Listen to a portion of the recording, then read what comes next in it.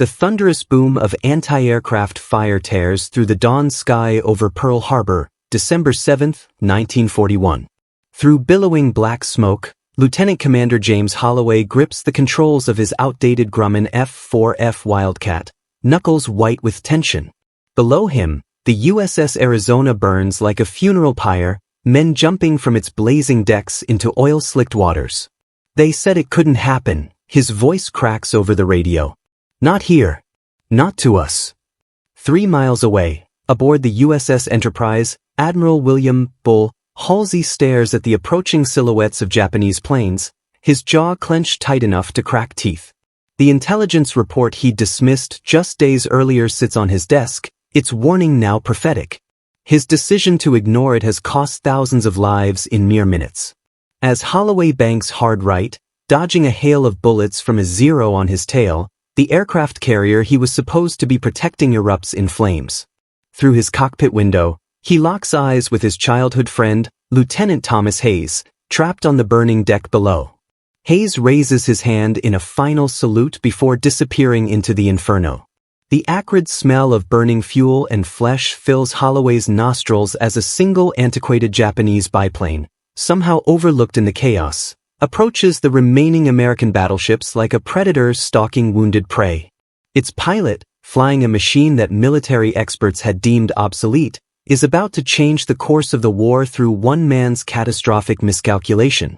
6 months earlier, Admiral William Halsey sits in a dimly lit strategy room at Naval Command in Washington, D.C., cigarette smoke hanging heavy in the air. He slides grainy reconnaissance photos across the table showing Japan's rapid naval expansion. These new Zero fighters are just propaganda, he declares with unwavering confidence. And their antiquated biplanes? Not worth our concern. His dismissive attitude silences junior officers, including Lieutenant Commander Holloway, whose analysis suggesting otherwise remains unspoken. Flashback. Annapolis, 1932. Holloway and Hayes as bright-eyed cadets, practicing naval tactics late into the night. Always respect even outdated technology in the right hands, their instructor Commander Phillips warns. The most dangerous weapon is the one you don't see coming. Hayes takes the lesson to heart. Holloway follows Halsey's doctrine of overwhelming force. In Tokyo, we glimpse Lieutenant Takashi Nakamura, a brilliant but overlooked pilot assigned to fly the Japanese Navy's aging Najima E-8N biplane. Considered too old for combat, he's relegated to reconnaissance. They underestimate what can be achieved with minimal resources, he tells his young wife Akiko as she helps him pack. Sometimes the oldest blade cuts deepest. She places a small fabric cherry blossom in his palm, their daughter's birth gift to him, which he tucks into his flight suit. Back at Pearl Harbor, November 1941, tensions between Halsey and Holloway reach breaking point during a war game simulation. Holloway's strategy successfully uses outdated equipment to penetrate Halsey's defenses. In real combat, this would never happen, Halsey dismisses publicly, humiliating Holloway. That night, Hayes finds Holloway at the officers' club, drowning his frustration. He's going to get men killed with that arrogance, Holloway mutters. Hayes reveals he's intercepted Japanese communications suggesting imminent danger. Something's coming, James. Something big. When they bring the intelligence to Halsey, he discards it as amateur alarmism. As December begins, families prepare for Christmas at the base. Holloway's pregnant wife, Catherine, struggles with premonitions of disaster, while Hayes proposes to his girlfriend, Nurse Lieutenant Sarah Mitchell. At a holiday gathering, Admiral Halsey announces a reduced alert status to give men family time, a decision that will haunt him forever. Wherever you're watching this video from, drop a comment below. Hayes jokes with fellow officers as they film home movies to send back to the mainland. Let us know which state you call home, we're fighting for every one of them. The evening before the attack, Nakamura's biplane conducts final reconnaissance, flying so high and slow that American radar operators mistake it for a flock of birds. In his cramped cockpit, he studies the harbor layout, identifying critical vulnerabilities in the battleship formation, weaknesses created by Halsey's improved defensive strategy. As the sun sets on December 6th, all three men make decisions that will collide in tragedy.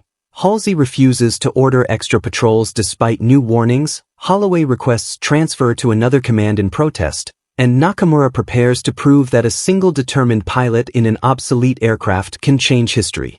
Dawn breaks over Pearl Harbor, December 7th. Admiral Halsey stares at the devastation from the partially damaged command center, his strategy in tatters. The defensive formation he'd insisted upon, clustering battleships to concentrate firepower, has instead created perfect targets. They're sitting ducks, Holloway shouts, blood trickling from a gash on his forehead as he bursts into the command center after emergency landing his damaged fighter. You've lined them up like bowling pins? Halsey's face drains of color. The intelligence report, the one you called amateur alarmism? Holloway's voice cuts like steel. Across the harbor, Lieutenant Nakamura circles at 20,000 feet in his biplane, observing the primary Japanese attack force withdrawing. American defenses focus on the retreating Zeros, leaving a critical blind spot. Through his binoculars, he identifies 3 surviving battleships limping toward the channel's supposed safety, exactly where his pre-war analysis predicted they would go. Below, Lieutenant Hayes directs damage control aboard the USS Nevada, the only battleship attempting to escape the harbor. "We can make it to open water," he insists over the radio to Halsey. "Request air cover immediately." Halsey diverts remaining fighters to protect the carrier group offshore, a textbook decision that nonetheless leaves the battleships vulnerable. "Standard doctrine," he mutters, almost to himself. "Protect the carriers at all costs." What happens next shatters naval warfare conventions forever. Nakamura's seemingly obsolete biplane glides silently toward the 3 damaged battleships, its engine barely audible amidst the harbor's chaos. Its slow speed, once considered a fatal flaw, now makes it nearly invisible to detection systems calibrated for modern aircraft. The defensive gaps in Halsey's formation become glaring as Nakamura approaches from precisely the vector Holloway had warned about during war games. In a desperate attempt at redemption, Holloway commandeers a patrol boat, racing toward the Nevada. "Hayes," he shouts into the radio, "there's another attack coming. Undetected aircraft approaching your starboard quarter." But communications are compromised. The warning reaches Halsey instead of Hayes. The Admiral hesitates, haunted by his earlier dismissals of threat intelligence. This critical 7-second delay proves catastrophic. With surgical precision, Nakamura releases 3 specially modified torpedoes in sequence. The weapons, designed specifically for shallow harbor deployment contrary to American intelligence assessments, streak toward the battleships. Each finds its mark with devastating impact, striking at precisely the structural weaknesses Halsey's formation had exposed. From the command center, Halsey watches in horror as 3 irreplaceable battleships sink in less than 15 minutes, all from an aircraft type his strategy had deemed militarily insignificant. If you're finding this story of tactical failure valuable, please hit the subscribe button and like this video. A modern narrator interjects. "We're working hard to reach 1,000 subscribers to continue bringing these overlooked military history lessons to light." As night falls over the smoldering harbor, Holloway finds Hayes barely alive among the wounded, pulled from the water with severe burns. "You were right," Hayes whispers, gripping Holloway's arm with fading strength. "The oldest blade." Meanwhile, Nakamura lands on a Japanese submarine rendezvous point, the cherry blossom talisman still tucked in his flight suit. His mission complete, he stares back at the distant fires of Pearl Harbor, feeling not triumph but the somber weight of duty fulfilled and lives forever altered. In the aftermath, as survivors regroup, Halsey confronts the devastating truth. His rigid adherence to conventional doctrine and dismissal of intelligence had left them vulnerable to the most unexpected threat, a single determined pilot in an aircraft deemed too obsolete to fear. February 1942, 2 months after Pearl Harbor. The South Pacific churns beneath dark storm clouds as the USS Enterprise, now Admiral Halsey's flagship, plows through heavy seas. Intelligence reports indicate a Japanese fleet approaching the Solomon Islands, including the aircraft carrier that launched Nakamura's fateful mission. In the ship's medical bay, Lieutenant Hayes clings to life, his burned body barely recognizable. "Find him," He rasps to Holloway during a moment of lucidity. Find the biplane pilot. Understand how he thought, how he saw what we couldn't. Holloway, now commanding a squadron of fighters despite his ongoing tension with Halsey, studies every scrap of intelligence about Nakamura. He wasn't using superior technology, Holloway explains during a briefing that Halsey reluctantly attends. He was using superior observation. He saw the patterns we created, the blind spots in our thinking. Halsey, haunted by Pearl Harbor, has become obsessed with technological superiority, demanding newer planes and bigger guns. We won't be outmatched again, he insists, slamming his fist on the table. But in private, his hands shake as he reviews casualty reports. Dawn breaks over the Solomon Sea as radar detects approaching Japanese aircraft. Halsey orders all fighters to intercept, leaving minimal protection for the Enterprise itself, repeating his doctrinal focus on aggressive offense. He's making the same mistake, Holloway realizes with growing horror. He attempts to redirect his squadron but is overruled by Halsey's direct order. 20 miles away, Lieutenant Nakamura climbs into his biplane for what Japanese command considers a suicide reconnaissance mission. His commander had dismissed his request for torpedoes. Lightning never strikes twice, Nakamura. The Americans won't fall for the same trick. As the main air battle rages at high altitude, Holloway breaks formation against orders, diving his fighter toward the ocean surface where radar coverage is weakest. There, skimming just above the waves, he spots Nakamura's biplane approaching from an impossible angle, the exact blind spot in the Enterprise's defense pattern. All fighters, Sector 7, near sea level. Holloway shouts into his radio. Intercept immediately. On the Enterprise bridge, Halsey hesitates again, torn between his battle plan and Holloway's warning. In that critical moment, Catherine's words from their last conversation haunt him. Your greatest enemy isn't the Japanese, Bill. It's your certainty. Nakamura spots Holloway's approaching fighter but continues his run. Their aircraft close at devastating speed, the ultra-modern American fighter versus the antiquated Japanese biplane, symbolizing the clash between technological arrogance and tactical innovation. In a split-second decision that will define both men, Holloway doesn't fire. Instead, he pulls alongside the biplane close enough to see Nakamura's eyes widen in surprise. 4-3 heartbeats, enemies regard each other with mutual professional respect. Then Nakamura banks sharply away from the Enterprise, abandoning his attack run. Holloway follows, realizing the Japanese pilot is drawing him toward a secondary target, a troop transport carrying thousands of Marines. Holloway faces an impossible choice. Protect the carrier as ordered or pursue Nakamura toward the vulnerable transport. In this moment, he understands why Hayes always kept that Annapolis lesson close. Respect the enemy's perspective. Sometimes the most dangerous weapon is mercy, Holloway whispers as he makes his decision.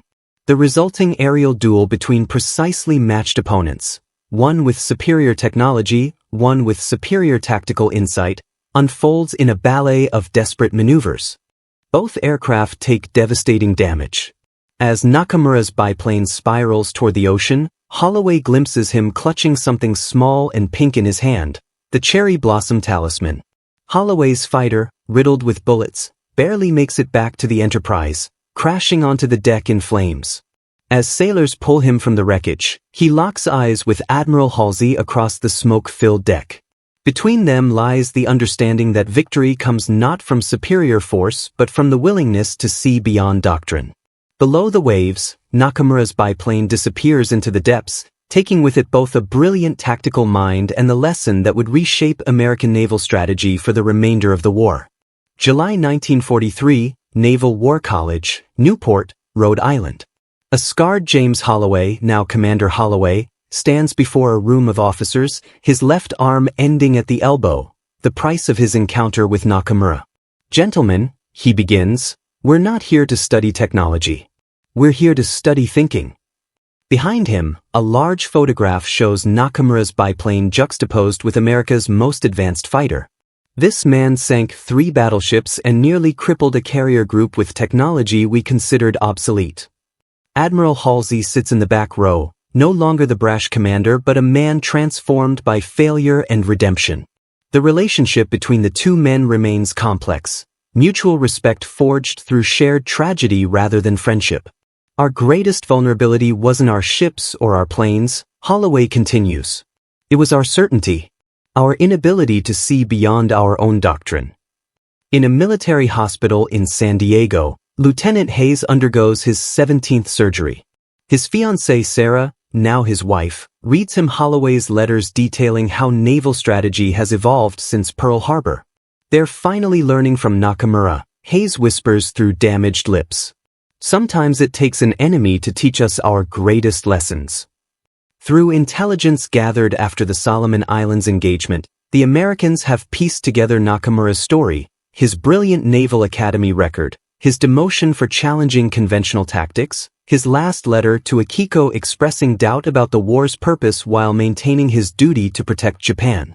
In Washington, the newly formed Office of Strategic Analysis studies Nakamura's tactics, implementing training scenarios where outdated equipment must be used innovatively. The Nakamura Principle becomes military shorthand for respecting asymmetric threats.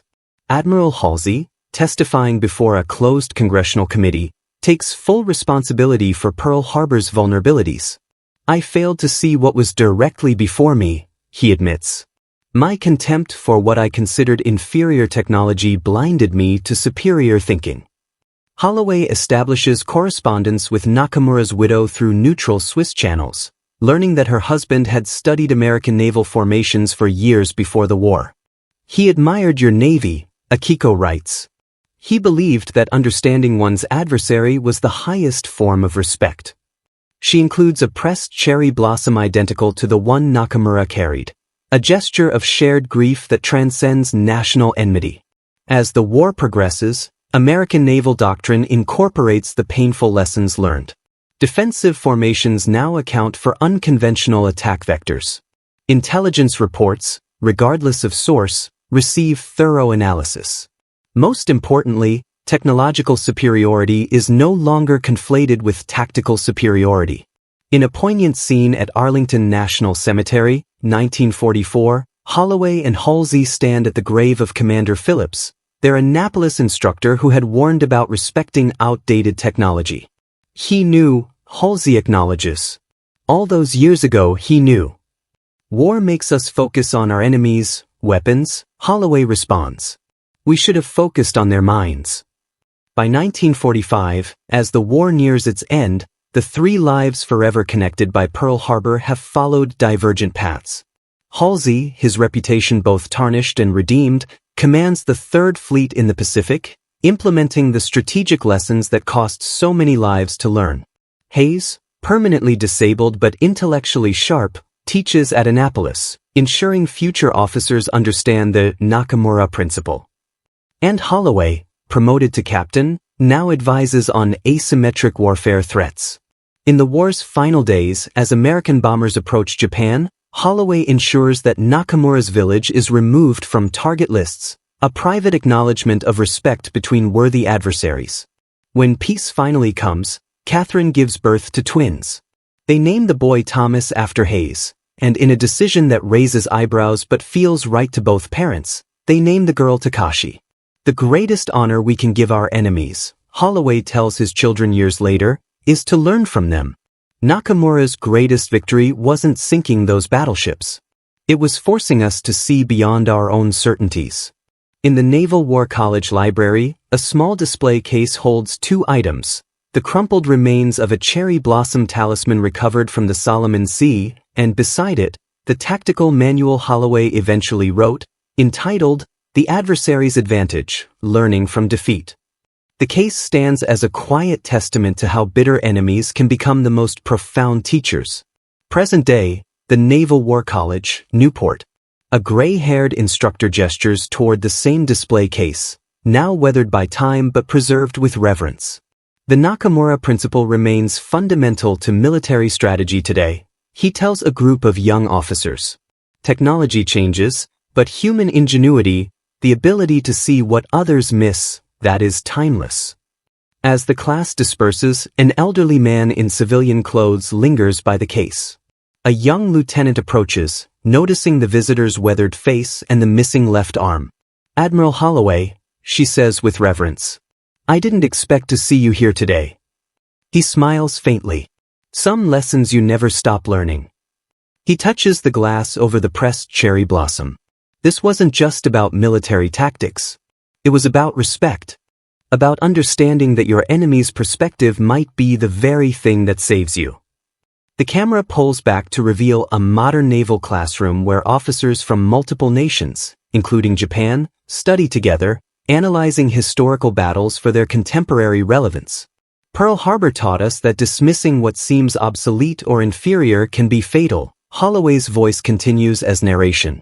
But it also taught us something more profound, that across the divide of conflict, we can find our greatest teachers.